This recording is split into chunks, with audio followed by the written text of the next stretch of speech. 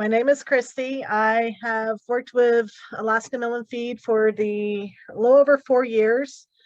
I work over on the wholesale side, so if you've been over in the retail store, you haven't seen me. I was born and raised on the farm, so very familiar with farm life. We did mainly beef cattle, but the growing up on the farm instilled a love for agriculture in me.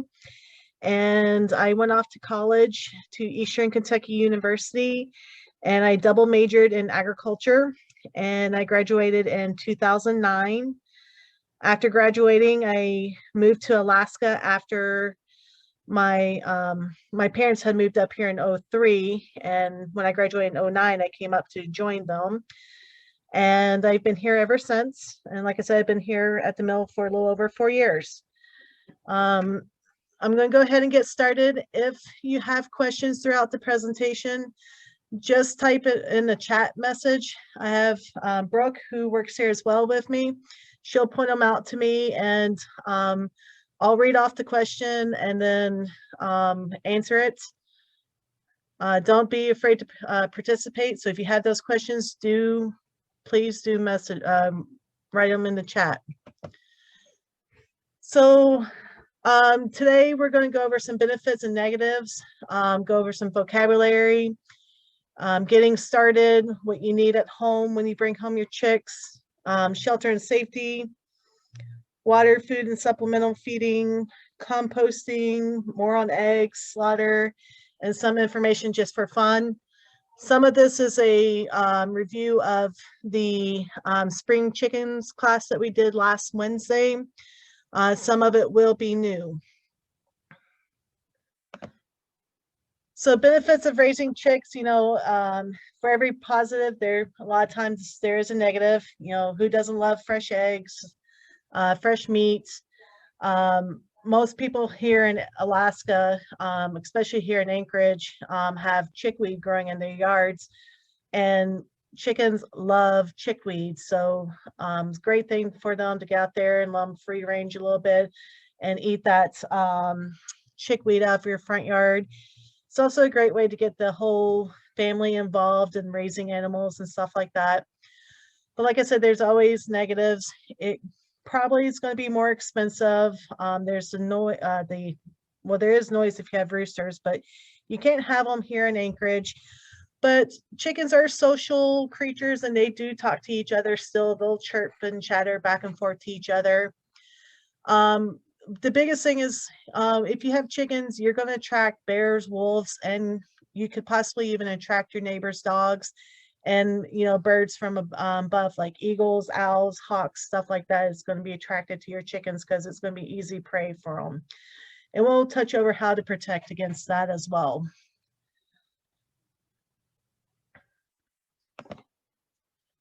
So what should you expect? Before you bring home your birds, you should always have a plan. Like how many can you have? How many do you want? How much time do you have for them?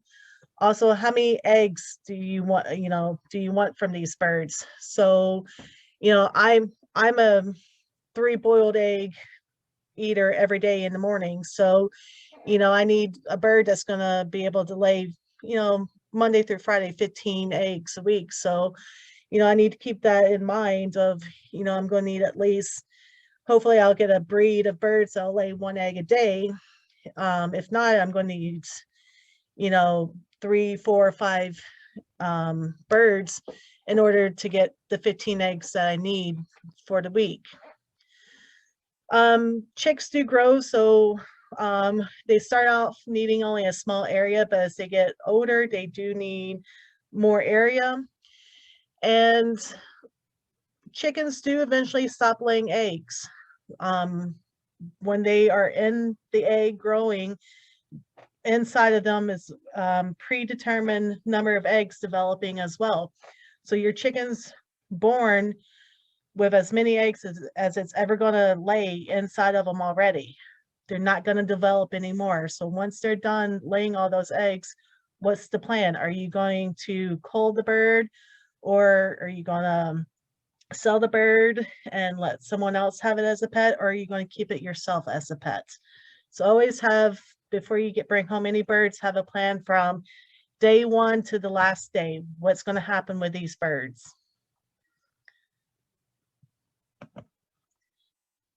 Some chicken vocabulary. Of course, the chicks are the cute little baby fuzzy birds. Once they lose that fuzz and they start growing their adult feathers, that's when they're a pullet's an immature female, a broiler or fryer is a young meat chicken. Hens are your female chickens that are already laying eggs. Roosters, of course, are your males. Cull means to remove from the flock, meaning you're going to kill the bird. The flock, of course, is your group of chickens. Broodiness that's where the chicken has the desire to sit and lay on their eggs. Molt is where the 1 to 2 times a year your chickens are going to lose all their feathers and grow new ones. Very stressful time for them, and like I said, depending on the species of the bird, 1 to 2 times a year. And the vent is the external opening which all waste goes through, and it's always important to make sure that stays clean.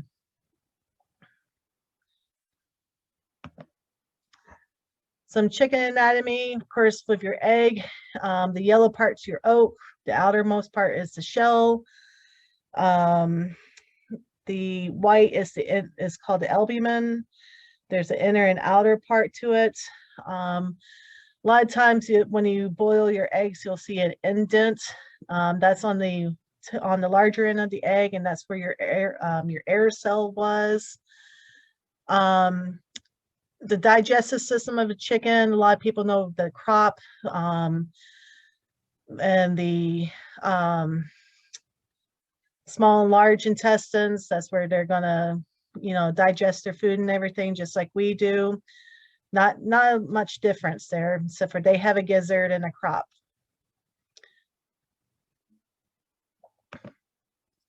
So let's get started. So before your chicks arrive, make sure you've cleaned everything. At home, you want to disinfect everything with in a 1 to 2 ratio of bleach water. Sorry, 1 to 10 bleach water dilution. You want to clean everything from the feeders, the waters, anything that the bird's going to touch. You want to make sure you have your bedding at a 2 to 5 inch depth. Recommend wood shaving straw. The new rage is hemp bedding. We do not recommend cedar shavings. Cedar shavings can cause respiratory problems that could lead to death. Make sure you have all the proper space. We do recommend that your chicks be vaccinated for Merrick's before they come in. This year, we've working with Polaris Poultry, and he does get his birds vaccinated for Merrick's. And there is an option that if you want your birds vaccinated for coccidiosis or salmonella, there's an extra fee for that if you wish to have Polaris Poultry to get that done for you. So what do you need? Make sure you have your shelter, your heat lamp and bulbs, because they like it at 95 degrees, so it needs to be very warm. Have your bedding, your feeders, your waters, probiotics, electrolytes, anything and everything you need. Make sure you have it before the birds get home. If you don't have it and you buy it all at the same day, more likely your birds are going to get too cold and could possibly die if you don't keep them warm enough. So have their area set up before they come home. So like I mentioned, they like their area warm, so have it between 90 and 95 degrees.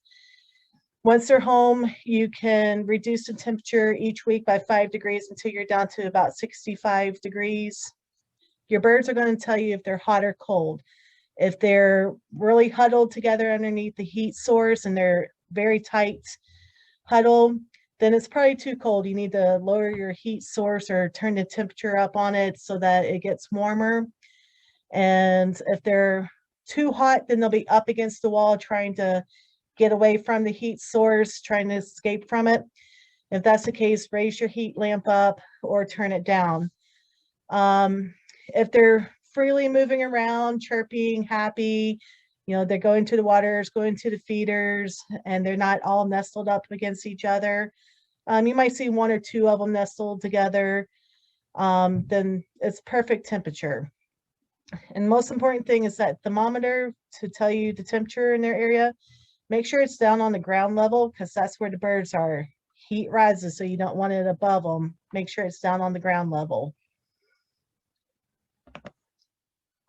In this picture, you'll see that, chicks are moving around. There's a few huddled together, but not many. And they're just happy moving around their little area.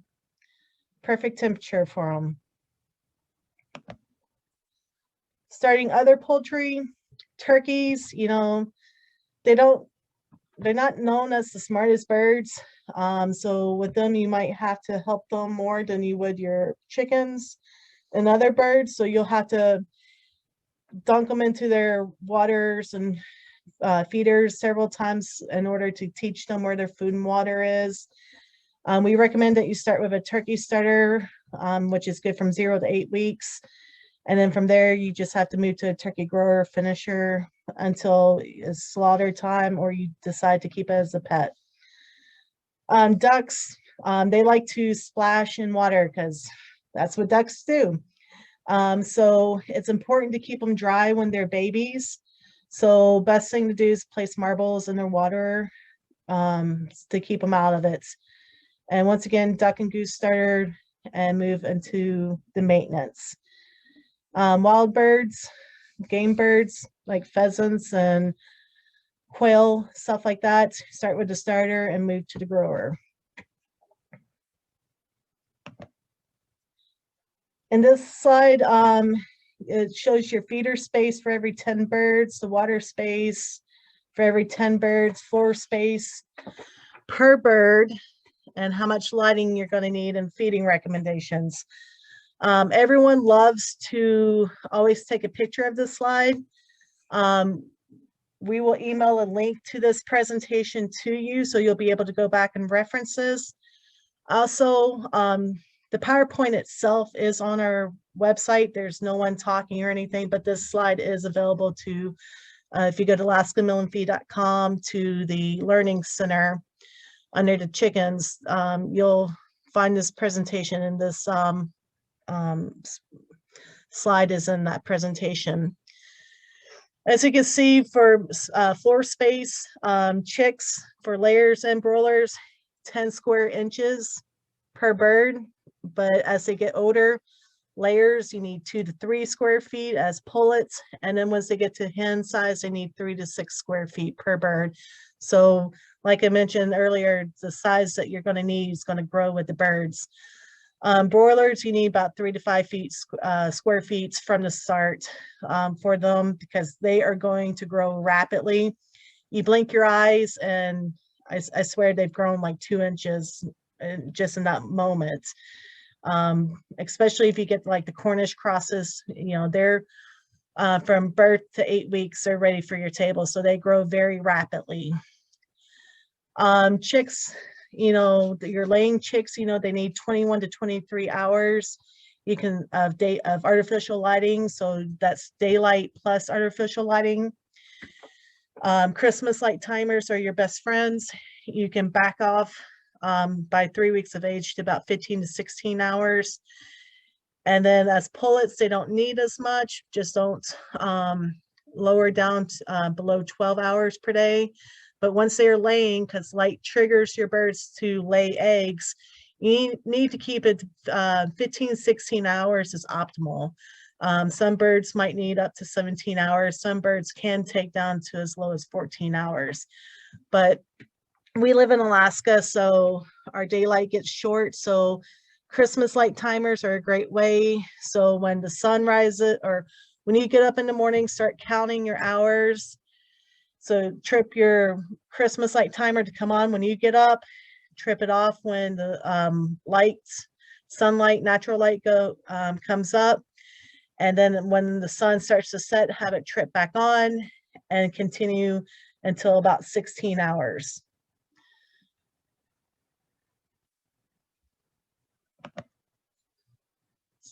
If you have any questions, please go ahead and interrupt me while I'm talking and write them out in that chat section, and we'll go over them.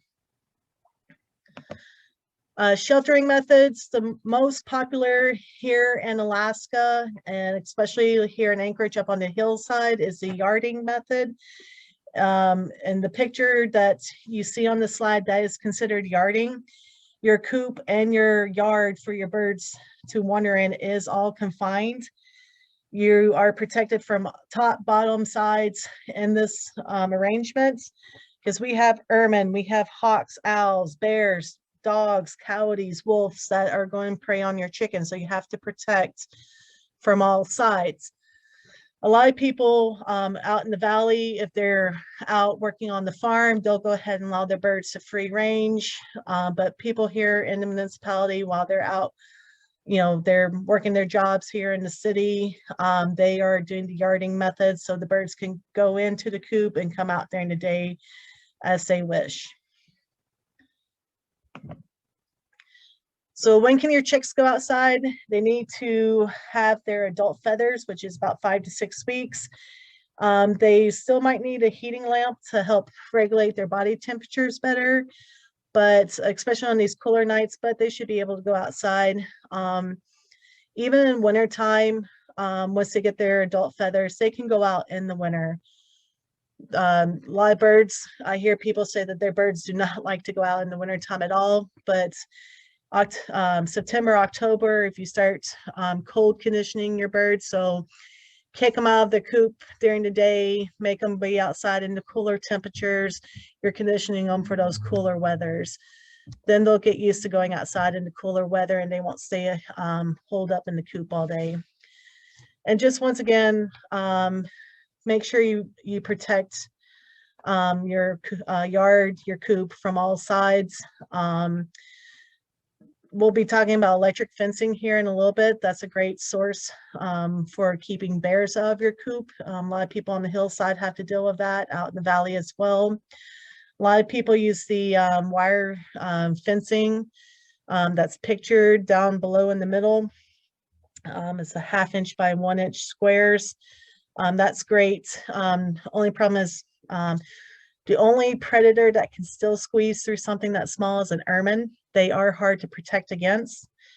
A lot of times out in the valley, people keep their rooster for that reason, but here in the municipality, we can't do that. So be bear aware. There are 3 main parts to an electric fence. As I mentioned on the last slide, electric fences are a great source of keeping bears out of your coop. First part is a charger or energizer, and this is what's going to power your electric fence. Like I said at the beginning, I grew up on a farm in Kentucky. We had our electric fence was solar powered, and we used that for several years until we started having problems with wild dogs in the area, and that's when we switched over to one that was you had to plug in and use your household current to power it. But a lot of times the solar power blocks, charging units are great. They are great here in summertime in Alaska, but wintertime, not so much. If you're going to use a solar powered one, you can use it in the summertime, but the wintertime, I would recommend having a backup one that is a plug-in so you can continually have some kind of charge. And I know a lot of people are saying, well, bears hibernate in the winter. Bears didn't hibernate really great this winter. I live on the east side of Anchorage near the Baxter Bog, and we had 2 bears awake all winter on the bog so far. They have not gone down, maybe for a week, 2 weeks tops at a time, but we're still seeing them moving around. We can see their paw prints in the snow. So bears don't always hibernate all winter. Second part is the wire fencing itself. And you know, this is the hot parted system. This is where if you touch the fencing, it's going to give you the jolts. You can use poly wire or electroplastic netting. The plastic netting is the picture, and the picture below. The poly wire looks like mountain climbing rope.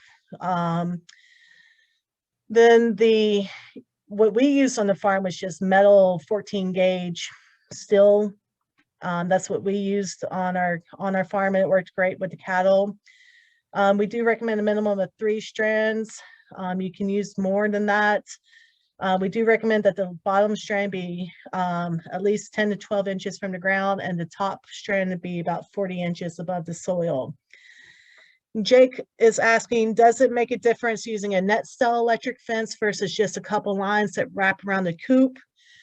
Like I just mentioned, we do recommend at least 3 strands of wire. In the next slide, we're going to show you a setup where it uses 5 strands of wire. And like I said on this slide, there's the picture of the net style, the electroplastic netting. It doesn't matter which style you use, it's personal preference at that point. The third component to electric fencing is the grounding rod, and it's a 4 foot by 5/8 of an inch rod. It looks like rebar. That's what we always used on the farm. And that is going to give an outlet for the charge to escape once the bear comes in contact with the fence. And like I said, this next slide is a great example. In this slide, they've used 5 pieces of wire. There's only 3 hot wires, 2 are ground. So the top wire, that's 40 inches, middle wire that's at 24 inches, and a third wire that's 8 inches above the ground.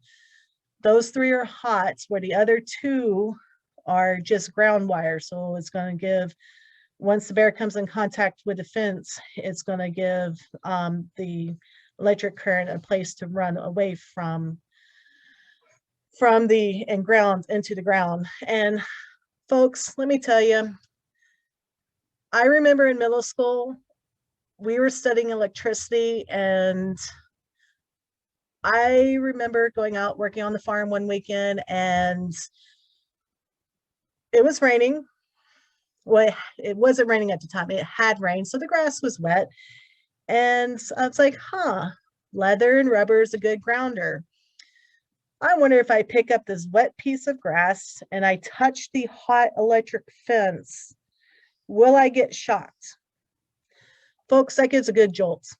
You have completed the circuit, and it does give off a good jolt of power. I mean, it shocked me, and I remember dropping that blade of grass.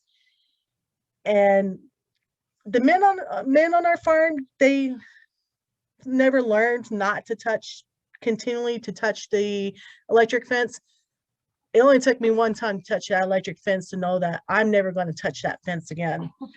And hopefully, if you got a bear in your area, he touches that fence once, twice, maybe might take a couple times, he's going to realize, not worth my time. Hopefully that's the case. Hopefully he doesn't continually come back every single day and get that jolt every single day.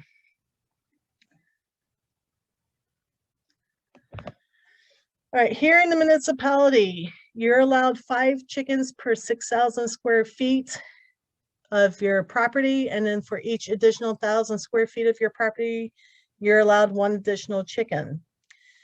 No roosters are allowed. You do not have to have a permit like we do with a combination of 3 more dogs and cats. You don't have to have a permit for them. Your coop restrictions, it must be 10 feet from all property lines. So yeah, the best place in your backyard to put the coop might be up against the neighbor's fence, especially the neighbor you really don't care for, but you can't do it. It's got to take the measuring tape out there, make sure you're 10 feet away from all property lines. This is an offense that could be, you can be ticketed by animal control for it. If you got one of those neighbors that doesn't like you and constantly calls and complains.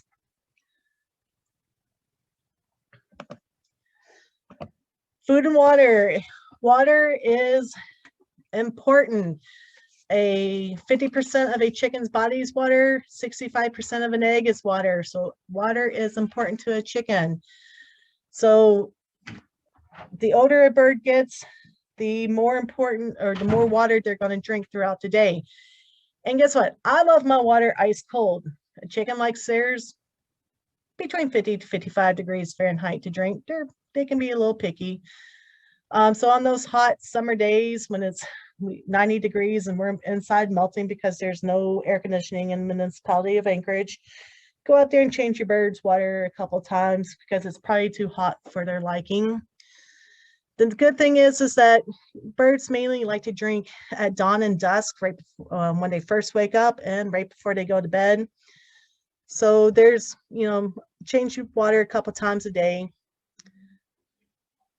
Any questions about water, like how important water is for the birds?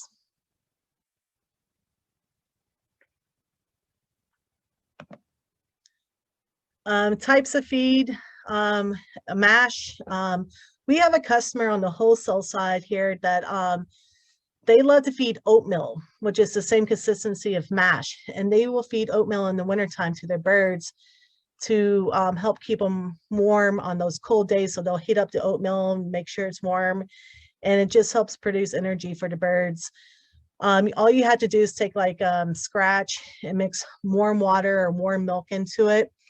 And on those nights that are going to fall below subarctic temperatures, if you feed that right before as a treat, right before they go to bed, it'll help the birds build energy throughout their bodies throughout the night and help keep them warm. So you don't necessarily have to supplement with a lot of additional heating in the house. You can help the birds create heat in their bodies by feeding them a feed such as the mash. And pellets and crumbles is basically the same feed. It's just one's in the shape of a pellet. The crumbles are the pellets taken and crumbled up. Like I said, scratch, it's like candy to birds. It's cracked corn, a wheat or oats. Here we use cracked corn and red wheats in our standard scratch that we make. It's very low in vitamins, minerals, and protein, so it's not a good source of food. It is an enrichment item for your birds only, and you don't want to feed it to your birds under 8 weeks of age. Just remember, it's light candy to kids, so give it sparingly. Grit is for your gizzard health, and if you're feeding a complete diet, like the pellets or crumbles, then you won't need grit. But if you're free ranging your birds, then you'll want to provide grit for your birds. And all it does is just help with the grinding of grain in the gizzard. Sprouts and fodder.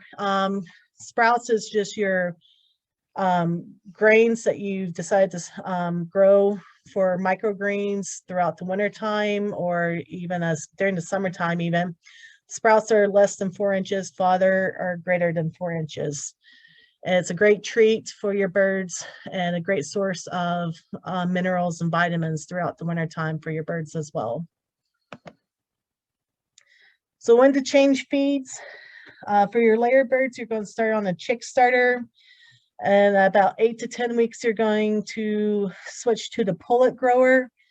It's always important. Most people typically go from chick starter to layer feed, but you don't want to introduce too much calcium. And most people forget to feed the pullet grower. But feed the chick starter, go to the pullet grower. You can start introducing some scratch in at 8 weeks as well. And then once they start laying their first eggs, about 16 to 20 weeks, then you can switch to the layer feed. It's going to pump up that calcium. If you have a mixed flock of layers, ducks, geese, then you can feed an all-purpose poultry. And then you can also, if you're deciding to free range, add in grit.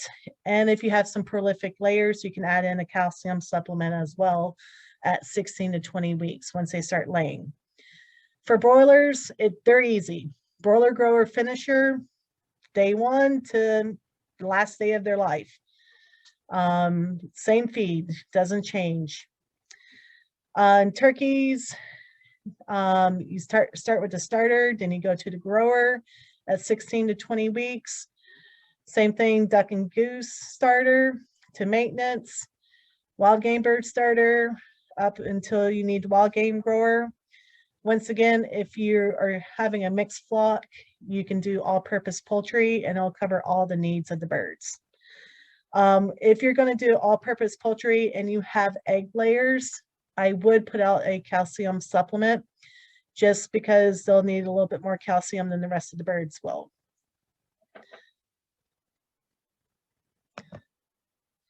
So chicken feed math, how much feed are you going to need? So we're going to do easy math. So we're going to we'll start on the left side of the screen with the broilers. And we're going to say we have 10 broilers. So if we look in the middle, down at the very bottom, it says broilers will eat 10 to 12 pounds to reach butchering weights. So for 10 broilers, you're going to need 120 pounds of broiler grower feed, regardless if it's crumbles or if it is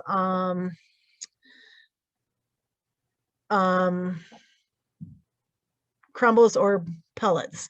Sorry, Jake asked, can I count on using compost food waste as part of their diet? That is more considered a part of like their treats instead of their actual food diets.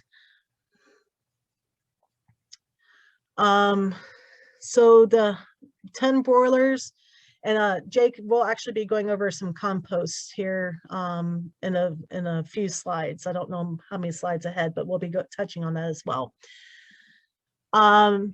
So 10 broilers, you'll need 120 pounds of broiler grower feed on the high end. Our feed that we make here in 50-pound bag is going to cost you $21.81. So times that by 3 is going to be $65.43 or 66 cents a pound. If you decide to go no corn, no soy, the stuff that we make here at the mill is going to be $28.82 a bag.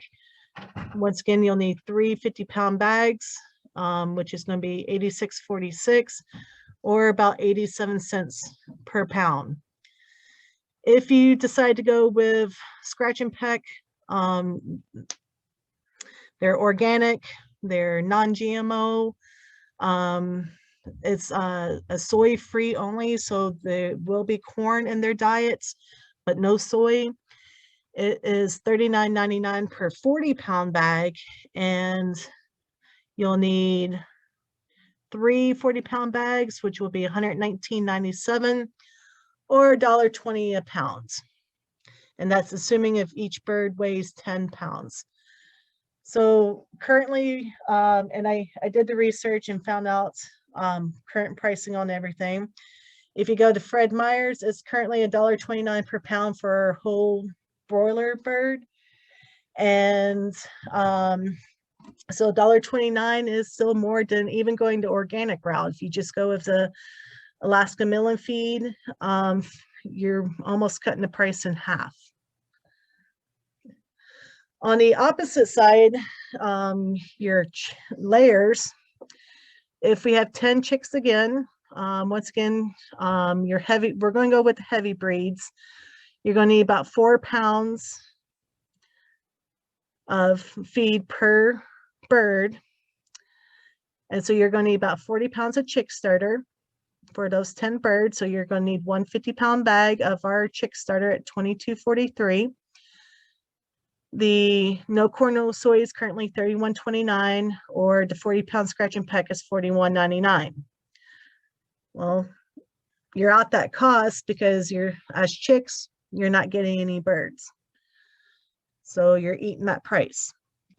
Then you move on to the pullet grower. You're going to need 170 pounds total for all 10 chicks. It's $21.26 currently for our pullet grower. For the 50-pound bags, it is $25 for the 25-pound bags, it's $12.65. We do not have a no corn, no soy option in the pullet grower. So you can go with scratch and peck organic naturally free grower, because that's going to be corn and soy free. That's $39.99 per bag. And once again, you're out that money because you're still not laying any eggs. So then you move on to your layer feed. Per month, you need about 80 pounds of layer feed. So a 50-pound bag of 20% layer is going to be $23.20. Our no corn, no soy, we only making a 16% protein, so it's going to be $29.33.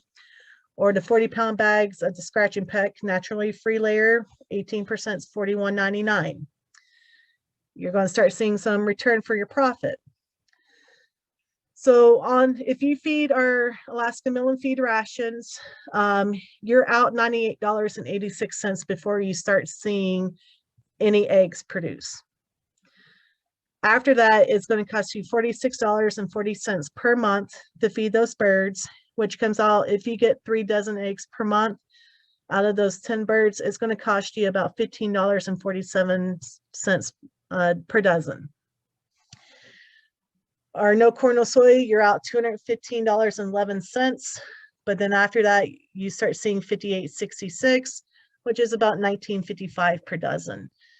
Organics, even more, you're out $285.93. It's going to cost you $83.98, which is about $27.99 per dozen. If you go to Fred Meyer's, it's $2.99 a dozen right now. But you don't get to raise your own birds and you don't get the enjoyment of them. And let me tell you, fresh eggs taste so much better than store-bought eggs. Pros and cons, you got to weigh them. Is a calcium supplement necessary? If you are feeding a complete diet, no, it is not. All of our feeds here are complete diets. A lot of other feeds are complete diets as well, but a lot of people like to make their own feeds these days, and they're not necessarily complete diets. Just depends. You'll have to do your research on them. But if you are feeding complete diet, then no, except for when you have a prolific egg layer. If she's laying you 2 eggs a day, or she's giving you 1 egg every single day, Sunday through Saturday, give her some additional calcium. You can give her oyster shell or poultry limestone. It's very high in calcium, about 40% calcium. And it's great for eggshell formation, but don't feed it in birds less than 18 weeks. Under 18 weeks of age, because you'll form leg deformities. So if a bird can't stand on its own, unfortunately, you're going to have to call the bird. So wait until about 18, 20 weeks of age to start feeding calcium to those birds.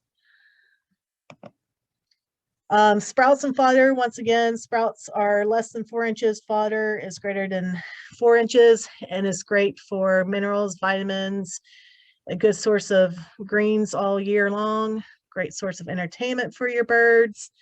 It's a good way to get your family involved in producing food for their diets. You can grow alfalfa, barley, wheat, oats, any kind of whole grains.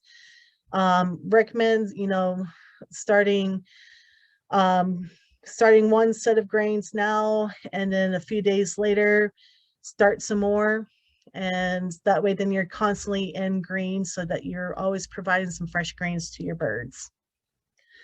We have handouts on supplemental feeding on the sprouts and fodder in the retail store if you'd like to check out and get some more information on that. Fermenting, once again, being born and raised on the farm, we raised cabbage. We made sauerkraut, which is fermenting cabbage. And, the most important thing with fermenting is make sure it smells good. If it smells bad or you see mold, don't feed it to your birds. It's a good, you're going to see a higher uptake in your feed consumption with your birds. Their stools are more solid. There's a lot of benefits to fermenting. And once again, if you're interested in fermenting sprouts, or not sprouts, but fermenting whole grains for your birds. We have handouts on this in our retail store that you can come and pick up. Some other supplemental feeding is flock blocks. If you want to go out town for the weekend, one flock block will feed 25 birds for up to 2 to 3 days. It's a great source of like sunflowers and other whole grains. And they even put molasses in it. So it's a great, birds like to peck at it. If you have a bird that likes to peck on other birds, put a flock block out, because a lot of times pecking is due to boredom. So they'll just encourage the birds to peck on the flock block instead of on each other. Diatomaceous earth. It's great for, like, if you have lice or mites on your birds, they can take a bath in it. They can eat it. It will provide them with some trace minerals. It's also used in the compost method of your coop. So when you see wet spots in your coop where your birds have defecated, then you just turn that under and spread some diatomaceous earth, because that'll help with the odor. And especially if you're using hemp bedding will break down really rapidly, where like your wood shavings and stuff takes longer to break down, but they will eventually break down and will release heat out into your coop, which will help with heating, but it'll also break down, and that diatomaceous earth will help with the smell and everything while it's breaking down.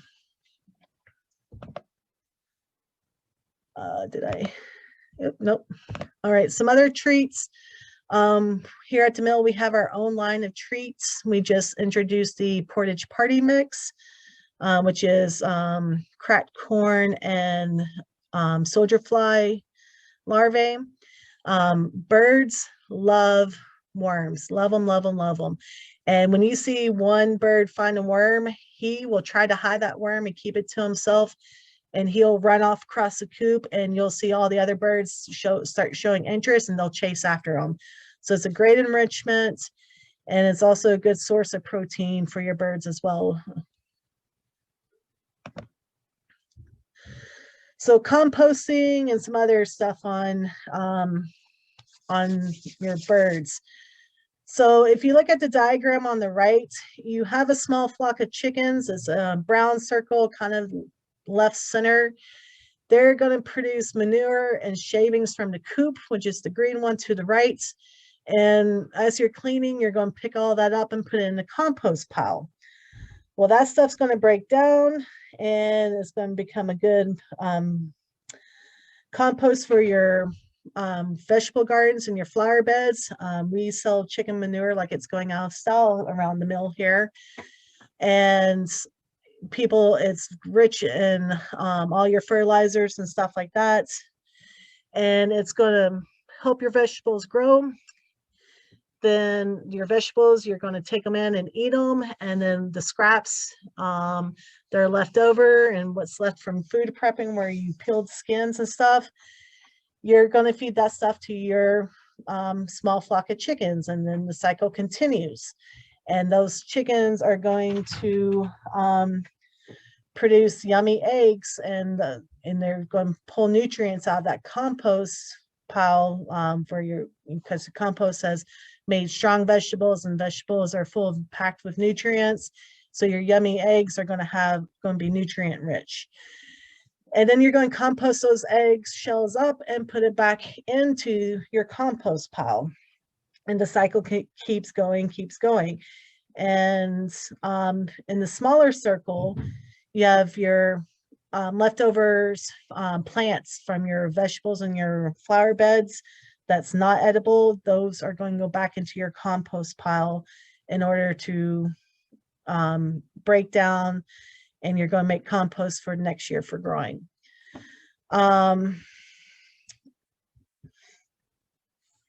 Any real questions on composting? Is really simple. You just want to make sure it maintains proper temperature. A lot of people get those compost wheels where you put the compost in them and you keep them rotating and stuff. There's a lot about compost, and we have handouts in the retail store about composting as well.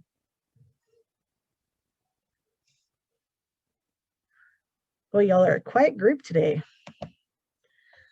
More about eggs. So a lot of debates over to wash or not to wash your eggs. If you are commercially selling your eggs, like you and a group of people are mass producing eggs and you're selling them to a retail store, or you're putting them into a shop that sells them, then yes, you have to wash your eggs. That is FDA regulated, have to wash them. But if you're selling them to your neighbors or anything like that, you don't have to wash your eggs whatsoever, and it's all personal preference. Our cooperative extension agency up here has a pamphlet on safe egg handling for small egg laying flocks and operations that goes into how to wash your eggs and everything. So if you're interested in washing your eggs, I would definitely check that out. The most important thing is if you do wash your eggs, you must refrigerate it. Refrigerate your eggs because you're washing off a cuticle. And once that is rinsed off, then any type of bacteria, salmonella, can enter the egg through the pores, and that's how we get salmonella poisoning from eggs. So you have to maintain a certain temperature once you've washed your eggs.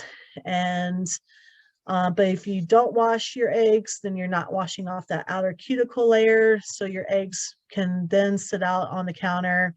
But as soon as you rinse them, you have to put them in the refrigerator. And if you do rinse them, one of the most important things is make sure you get them dry quickly, because the longer the water sits in on those eggs, the quicker it's going to leach through those pores and into the egg. Kindling, that's just where you have, like the picture, you have a bright light, so you can, people use it to grade, help grade the eggs. People also use kindling for checking to see if that is a fertilized egg. So if you start seeing parts of a bird forming, then you know that egg is fertilized. And then if you have a broody hen, you can put it back underneath that broody hen and let her raise that egg until it's ready to hatch. This slide is just going over the factors that determines if you have a double A grade, A, B, versus an edible. You know, you want to make sure your shell is clean for it to have one of those higher grades. You don't want them to be broken or cracked or anything like that. Your air cell, about 1/8 of an inch to 3/16 of an inch, will, determine if it's double A or A. The white of the egg, you want it to be clear and firm. Yolk, you want it to be outlined slightly, and you want it to be defined, and you want it to be free of spots, blood spots. Sometimes when you crack an egg, you get like you feel like it's been a fertilized egg and that it started developed. You don't want any of those spots in your egg in order for it to be qualified as a double A or A. And some birds, they can lay pretty big eggs, and a 30-ounce egg is it's considered a jumbo egg. And I've seen some birds lay even bigger eggs than that.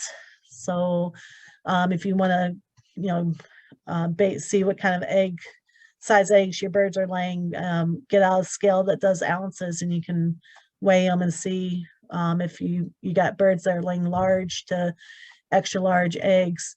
Most breeds, especially the brown egg layers, are going to do large to extra large. And if you're looking at bringing in chicks, do your research on the breeds available and see what size eggs that they're normally laying. One of the options through Polaris Poultry this year is the Silkies, and they lay small eggs, so you're getting about a little 18-ounce egg, so not a very big one. Processing birds, make sure you have the right setup. You know, in the old days, most people just straighten the neck, and you would and once you straighten it, you would hear a pop, and then you would just let the bird run around until it fell over. Yeah, sadly, that will kill the bird, but more ethical way is just cutting the jugular. So make sure you have your knives. If you are not brave enough to hold the bird down and just chop it, then there are killing cones which you can put the birds down into. You know, so different things, everything listed here are the different things you're going to need. If you're squeamish, close your eyes. We are going to show some pictures on the next, some graphic images on the next few slides. Actually, I think it's just the next one. So processing birds, you know, you want to hang your birds upside down or insert them into the cone. Like I mentioned, cut the jugular vein. Once they've bled out, then you want to dunk them into water temps about 135 to 140 degrees, and that will help you in plucking the bird. Once you've removed all the feathers, and that's the smelly part, is plucking the bird, in my opinion. You'll start processing the carcass. You'll remove the oil gland, which is at the base of the tail.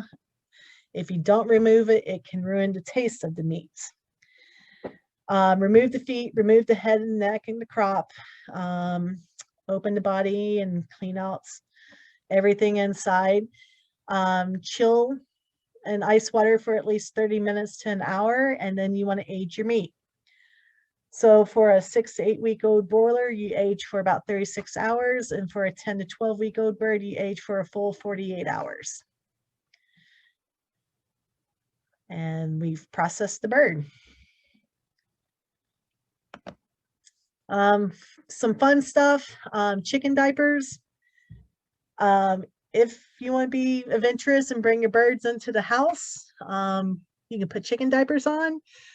A lot of times, if you have a rooster, they can cause bald spots on the back of your chicken. So the upper picture on the right is actually of a chicken saddle, and those will keep your roosters from causing those bald spots on your chickens. Crow collars. If you end up with a rooster and you don't want to give them up, but you know you can't have a rooster here in the municipality, you can put a crow collar on and it keeps them from crowing. And they also have chicken harnesses. So instead of walking your dog, you can walk your chicken down the street. We actually do carry the chicken saddles and chicken swings and stuff like that over at the retail store if you're interested in some enrichments for your birds. References, Stories Guide to Raising Chickens is a great source if you want to do a mixed flock. There's just a Stories Guide to Raising Poultry. He also has one for turkeys and geese. So he's covered everything. Our cooperative extension agency has 6 pamphlets: safe egg handling, selecting, brooding, and rearing small number of chicks, broiler production, home laying flock, how to grow your own holiday turkey, and domestic waterfowl and game birds in Alaska. You can find these online. We also carry several of these here at the mill if you're interested. Other people, the U.S., like I said, the cooperative, talk to your local feed stores. You have us. You have MRD here in Anchorage. You have Branded Feed out in the valley, the Pet Zoos, Underdog. There are lots and lots and lots. I think about 6, 7 groups here in Alaska alone on chickens, and you know, join those groups, talk to people there. Just always keep in mind that if it doesn't sound correct, it might not be correct. We always recommend consulting with a vet if you have any, if you think like a bird's sick or it's caught something and it's some kind of disease and it's spreading through your coop. We do recommend contacting a vet and talking to them. Dr. Gerlach with the state veterinary. He's a great source as well to talk to. He's actually going to be here on, well, he's not physically going to be here, but he's going to be doing a Zoom class on February 26th at 1 p.m. on basically biosecurity of your chickens. So he'll touch on a lot of diseases and stuff like that that could spread throughout your coop. Call your vets. Make sure that they have someone on staff that's knowledgeable to talk to and treat your chickens. Find out their schedule. I recommend doing this every 6 months because vets and vet techs here, and especially in the municipality, tend to move around a lot. So as soon as you get comfortable with them being at one vet's location, they're going to be at the next one possibly. So always find out where they are and use them as they're a great source of information. Other websites, Alaska Department of Fish and Game has more information on electric fences.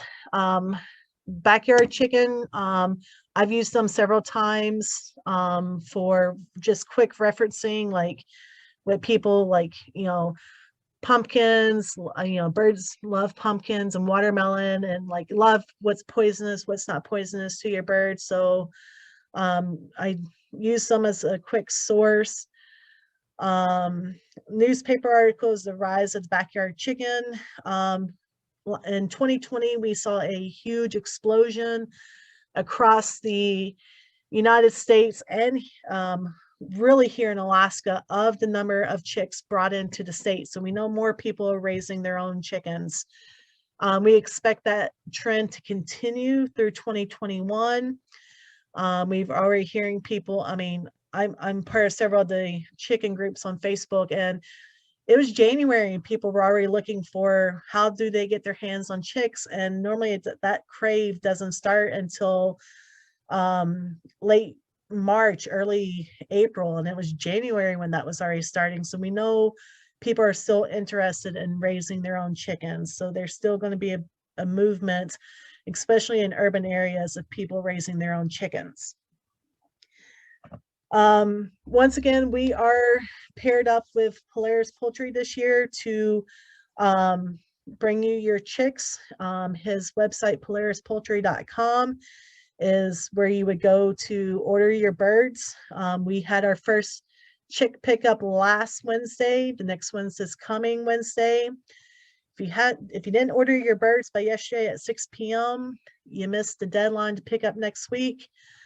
But if you order by Thursday, February 18th by 6 p.m., you can pick up on the 24th.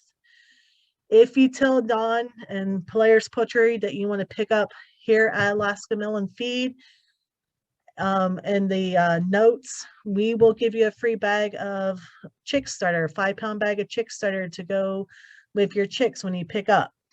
If you don't mention that, then Don does your pickup based on your location. In Anchorage, it's here at the mill. If you're in Eagle River, it is Fred Meyer's, Basila's Panda Express. Palmer's at the Fred Meyer, and the Butte area is at the Green Store. Mentioned earlier, all birds do come vaccinated for Merrick's. If you want vaccinations for salmonella and coccidiosis, add that to special instructions for the seller, and there is an additional cost for that, and you'll have to work that out with Polaris Poultry on it. If you order your birds but need to cancel them, you need to contact Polaris Poultry directly. Don't contact us because we're actually not doing any ordering of the birds, so contact Polaris Poultry. And if you get home and you think there might be a mistake or a miscount on your birds, once again, follow the direction on Polaris Poultry's website. They are using Jinx Hatchery, which guarantees a 95% sexing accuracy. So there's a 5% chance that you ordered layers and you might get a rooster. small chance. And there are no minimums on how many birds you can order. You can order, we recommend ordering at least 2 birds because chickens are social birds. If you're also interested in other birds like chicken, or not, sorry, not chickens, but turkeys, he's also ordering turkeys as well. And like I said, you just go to playerspoultry.com, click on the chickens, choose your egg layers or meat birds, add the species and quantity that you want to your cart, click on the cart, check out. If you want to pick up at the mill and get that free 5-pound bag of chick starter, just mention you want to pick up at Alaska Mill and Feed. You have to agree to his terms and conditions. I do recommend reading that. There are some cancellation terms in there. Click checkout, fill in your contact information and shipping address, click continue to shipping, choose pickup or delivery.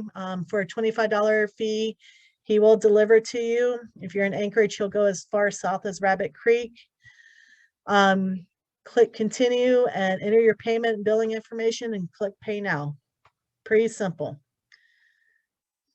So are there any questions at this time? Because that is the last slide.